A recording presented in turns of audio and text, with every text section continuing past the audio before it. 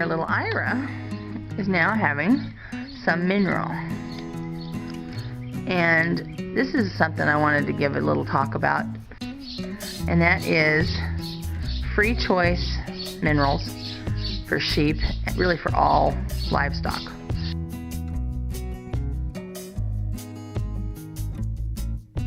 You want to always have salt available for them, mineral salt available, and depending on the animal, you know, you may need some specialty stuff depending on what it is. Like if you have a selenium deficient soil, for example, you may need to have a supplement that has selenium in it, or you know, some other type of thing.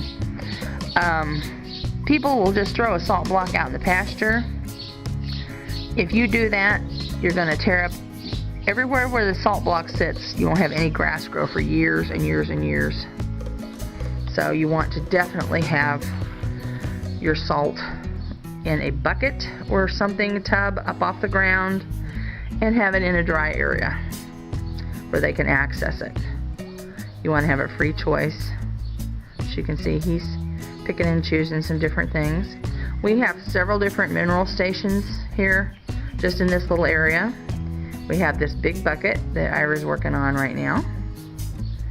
And I have a little small mineral feeder that has some loose sheep mineral and also a small stall size plain white salt block in it. And then I also have a tube mineral feeder, which is made out of PVC pipe. A pipe like this you can fill full of mineral and it will just trickle down and keep them fed. So that's a good thing to have. While he's in here working on the mineral, I'm going to discuss a little bit about what kind of mineral I put in here for him. The first kind of mineral, let's go up here and look at it close. We'll look at it in this little box while he's working on that one. The first kind of mineral that I keep free choice for my sheep is a plain white. It's a plain white salt block, and it's just salt. And that comes in like a stall size. It's hard. It's a brick, as you can see. And you can also see, get it turned around here, where their little tongues have been licking it and they hollow it out. So you kind of want to turn them around from time to time so they can get to the salt easy. And then these sheep are also fed a loose, which means just like this kind of salt, and it's a loose mineral, and it is specifically for sheep. It has all kinds of different minerals and salt in it also.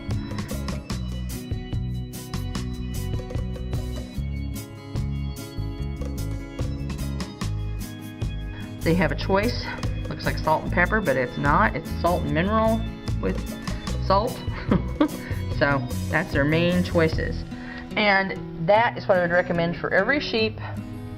And if you have cattle, horses, etc., you always want to have a plain block, and you also want to have a mineral block or mineral loose that has the, you know, various other minerals in it other than just salt. So they have a choice of what they want to eat.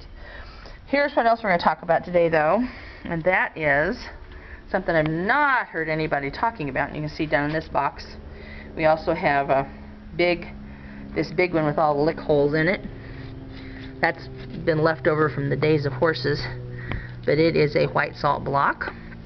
I poured more loose mineral in here just because little guys like Ira have a hard time getting to the taller mineral. And then we have this yellow block. And the yellow block is sulfur salt.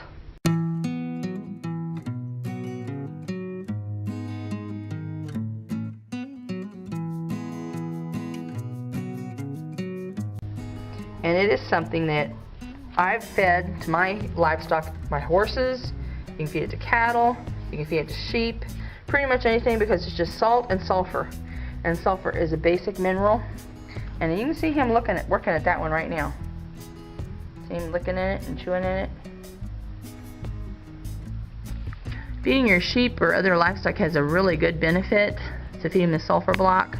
And that is when they sweat, or when they, what'd you get off of me? You're too big of a baby. Go play, go be a sheep. Go on. Go be a sheep. Go be a sheep. The sulfur block, when they sweat, or like the cattle and horses, or the sheep, they produce like a waxy, woolly sweat too. And when they eat the sulfur, it makes their sweat stink, and it actually keeps insects off of them quite a bit.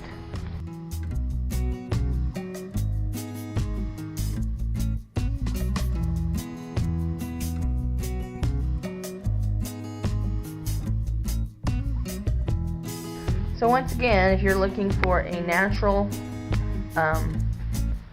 pest like fly repellent, put out a sulfur block for your animals. So now you see our little guy started it, so now the bigger guys decide they're going to come have a little bite of what they got. They're going to try the different kinds of minerals that they feel like their body needs. We got a whole bunch of them here eating salt today. You got the sneezes, Eula? You got some salt up your nose?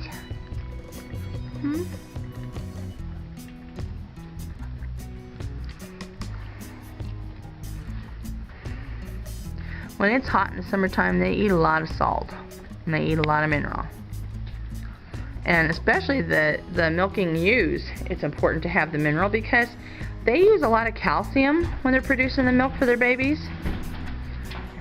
And it takes a lot out of them. So if you want your ewes to be able to breed back well, you're going to have to keep them healthy and keep them well supplemented.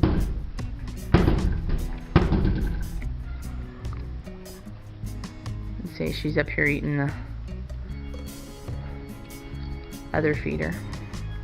It's kind of nice to have several feeders like that because, like I said, when they come, they tend to crowd all around at the same time.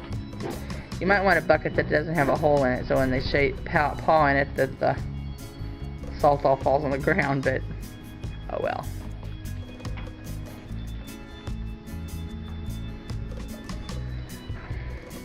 This little black lamb, he is a wether already. I weathered him when he was about 2 weeks old with an elastic band castrating system. That's his sister right there. But you can see what they look like. This is approximately the 24th of June. That lamb was born the 28th of March. And look at him. He's fat, he's slick, he's large, very healthy. He's gonna make some good lamb chops.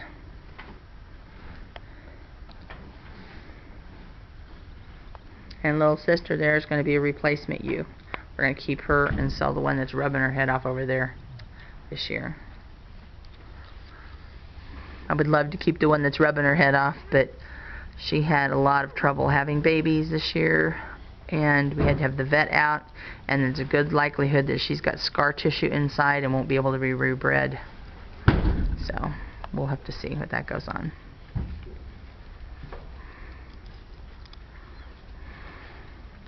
They're very itchy when they're shedding. They're very itchy.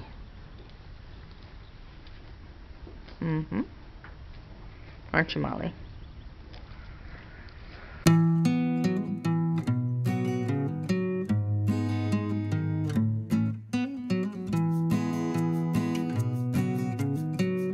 Are you coming to see me?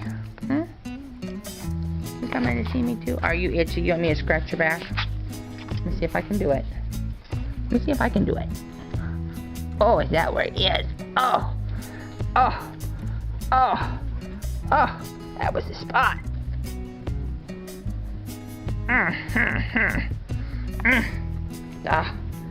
Yeah. That was the spot. It was real itchy up there. Oh. Blech.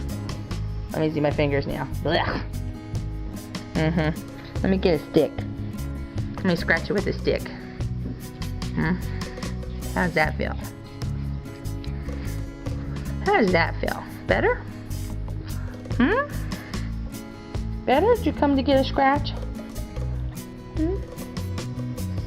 I can't tell you guys enough how important it is to just hang out with your animals sometimes. Because look at this. You know? If you got an itch that needs scratched, you come and get it from your people. And that's good PR. If I have to do something with her later, having trouble showing me scratching and getting on film at the same time. But yeah, it's just good business. Just good business. But see how that wool that's coming out of her is why she's itchy. She wants to scratch it. Yeah, she wants to scratch it. Yeah. Yeah. That feel good? That feel better? Look who's jealous. Look who's jealous. You want scratched? Hmm? Want to scratch a little bit? Look who's jealous. Look who's jealous.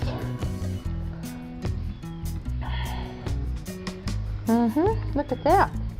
Starting to get a little yucky lamb wool out of you too. Kind of anxious to see what you look like when you get all shed out.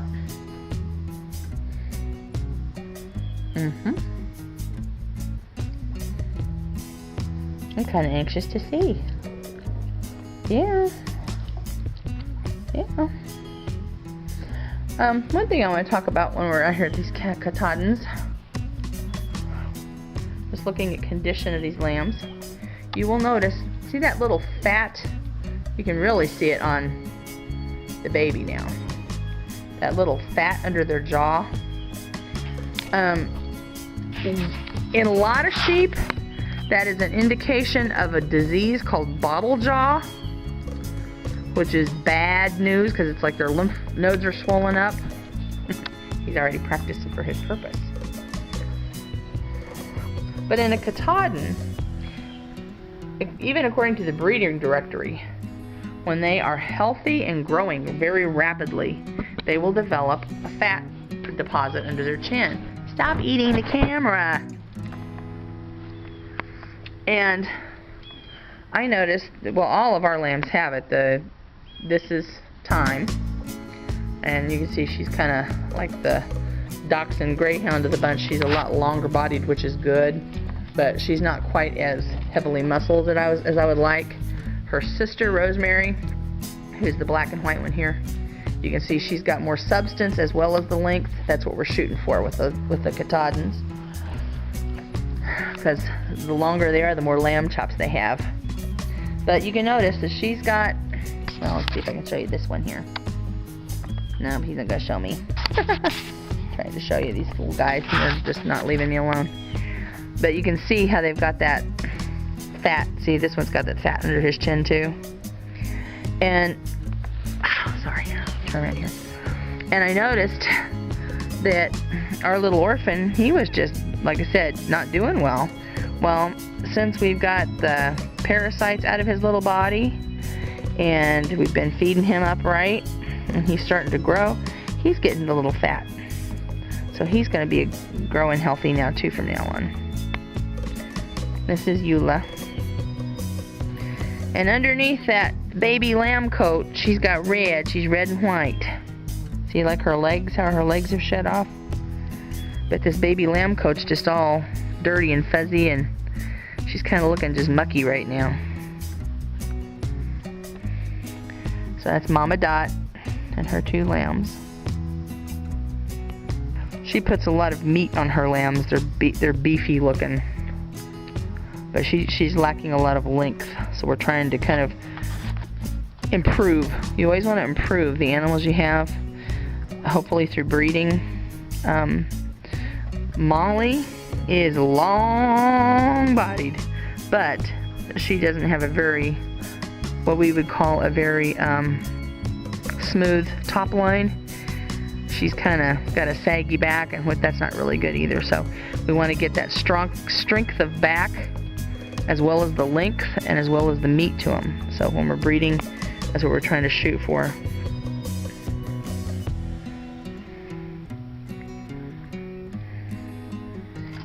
Each lamb's got, their pros and their cons.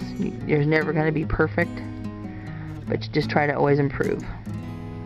That's all we can do.